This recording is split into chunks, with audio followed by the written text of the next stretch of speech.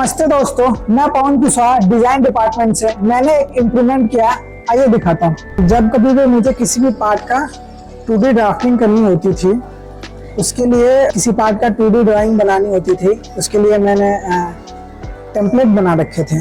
और इसमें एक दिक्कत ये थी कि मुझे इसके ड्राफ्टिंग करने के बाद टाइटल ब्लॉक में मटेरियल और पार्ट नेम और ड्राइंग नंबर मैनुअल डालना पड़ता था, जिससे कई बार मेरे से गलतियां हो जाती थी और गलतियां होने के चांसेस भी होते थे।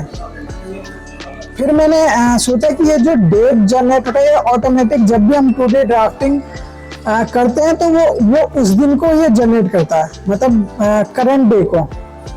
तो मैंने सोचा कि ऐसा क्या हम मटेरियल को लेके और ड्राइंग नंबर को लेके कर सकते हैं। तो मैंने इस पर रिसर्च किया और फिर मैंने जैसे कि ये टाइम है, ये एट्रीब्यूट फंक्शन से करंट डेट पिकअप कर लेता है। तो सेम इसी को देखते हुए मेरे दिमाग में आइडिया है, क्या हम ड्राइंग नंबर और पार्ट नेम भी ऐसे कर सकते हैं।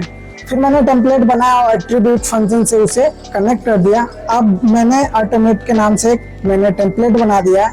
अब मेरे को सिमिलरली उस टेम्पलेट को सेलेक्ट करने होते हैं और अब मेरे को पार्ट नंबर और मटेरियल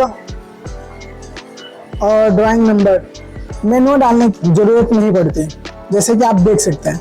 थैंक यू।